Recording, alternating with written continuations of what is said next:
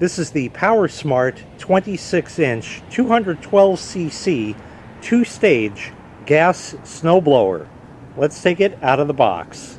In the box, as you see, you get the snowblower itself. You have to put it together. You have to put the handles on, put the wheels on. They give you a whole bunch of hardware and things there. There's extra shear pins. They give you a bottle of oil for it because there is no oil in the engine.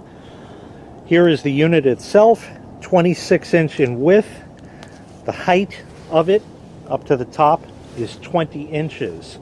Like I stated before, this has a 212cc overhead valve engine. It'll throw snow up to 40 feet. It has 6 forward and 2 reverse speeds, 13-inch pneumatic tires, electric start. There's even a built-in headlight, and you can adjust the chute 180 degrees. Now we're going to go ahead and put it together. So the first step is to install the lower handle. The lower handle is this piece here. I know it looks like you put your hands on there, but this is the lower part of the handle. There's a bolt here and a bolt just beyond the shaft for the wheels. They're pre-installed in the unit. You take them out, goes through the holes over here, and the same on the other side. So once that's attached, we'll carry on. Your next step is to install the wheels. It might be helpful to have somebody helping you, as I do here. You pick it up, and you're going to put the wheel on like that. To install the wheel, you stick it on the shaft. There is a hole going through the shaft. You secure it using this, which will go through the wheel and the hole in the shaft. You've got to get it lined up just perfectly, which is require just a little bit of finagling here, like that. And then, once you have that, you can secure it with this pin through the hole in that. And that's what it looks like once installed properly. Next is installing the top handle. It just sort of fits over, it's kind of spring-loaded on there. And you put the bolts through. These are them here, square on that. And then you bolt it up. It goes from the inside out, as shown right now.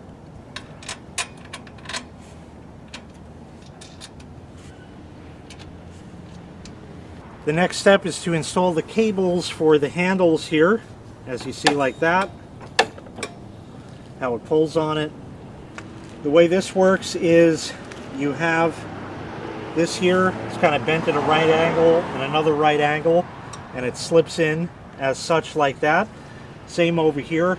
For this I had to use a pair of pliers and just pull it slightly, but it looks like, I don't know if it's in frame, up here these can be adjusted as far as the slack, and it looks like this one might need a little tightening up, but it does have a spring on it as well. So right over here, you'd loosen that and you could run it up and tighten it back down. All right, now you're going to install the speed control lever. You see the bottom of it has a flat part that goes in that crank there. So you just put it in like that, and then it tips up, and we'll go over here and bolts into that. You got to pull the pin and take the bolt out there.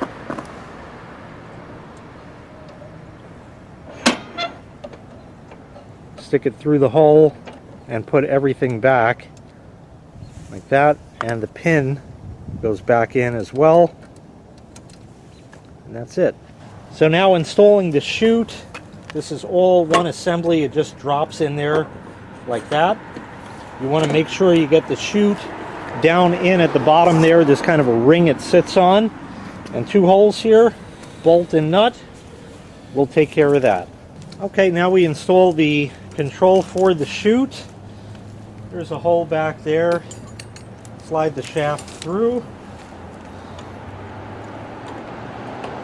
There is a hole going through each side of it. And once you do that, you can then install it.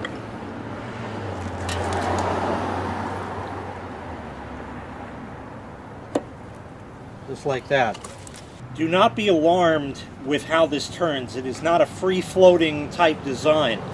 there is a cover that is already installed on here. I've taken it off just so you can see how it works. When you turn it, it clicks like that, and the reason is underneath. There's sort of like a ratchety mechanism there, so it is supposed to operate in this manner.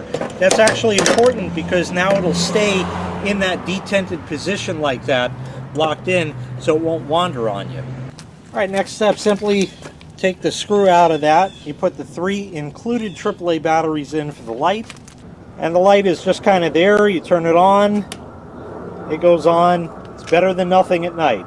Now install the Cleanout tool with the round part here, the flared out part above the handle. Just snaps in. That was difficult. We're now going to install the skid shoes. That's these. There's 2 of them. They go on the outside and bolt through. Now, where exactly do they go? That all depends. And the reason for that is it depends on where you want it.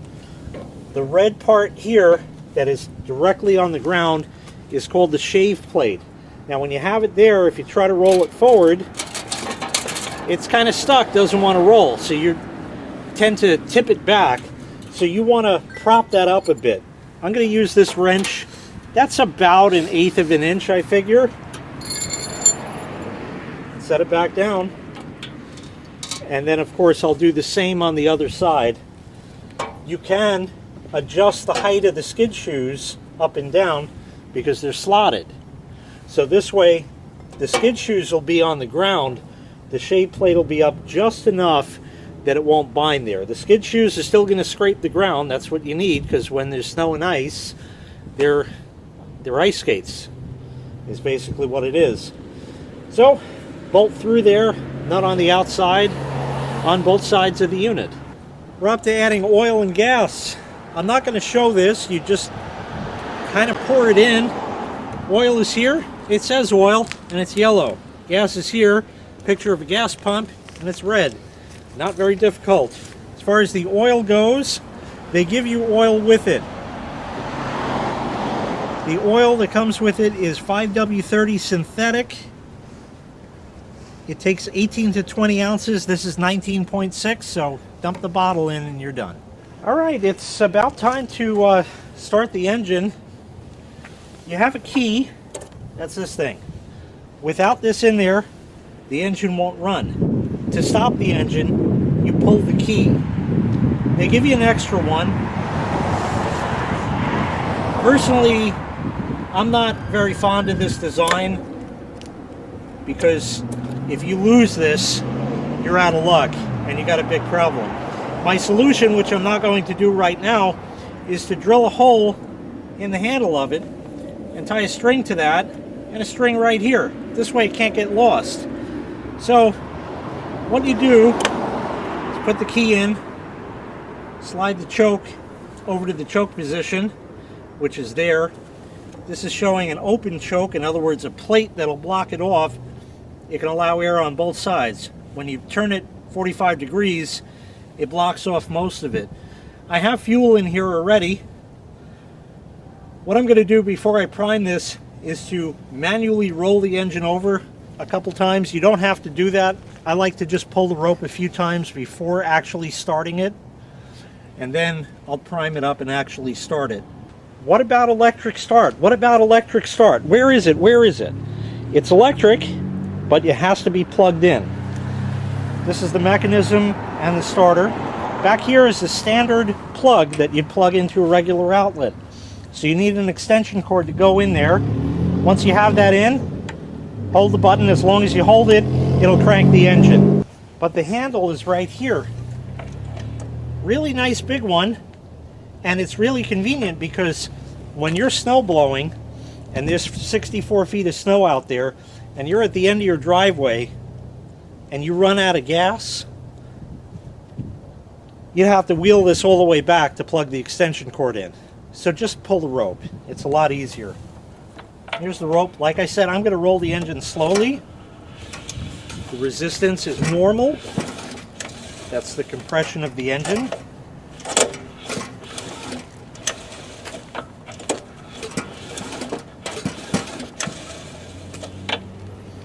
Here we are. Now we'll prime it up. Here's the primer. Remember, the key is in, so the ignition is live, so to speak.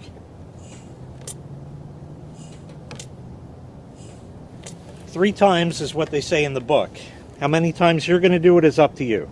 Now, this is the very first start of this engine in my ownership. Of course, they've tested it before, but you got to get fuel through the system, the whole thing like that. So it may or may not start on the first try. If it doesn't, we just try again. That's all there is to it. So we'll take the rope here, pull until it's tight.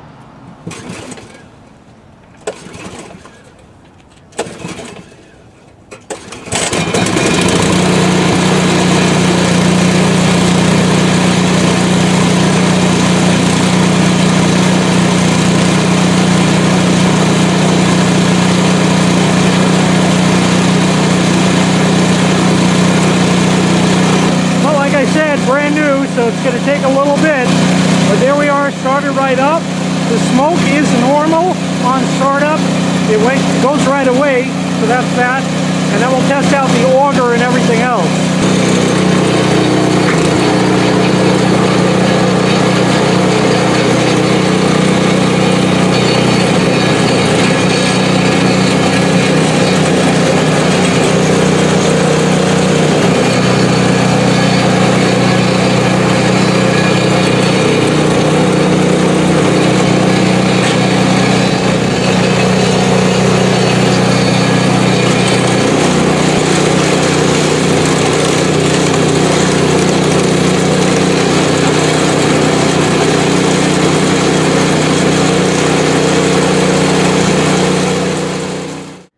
If you follow me regularly, you may recall that I already own a PowerSmart snowblower.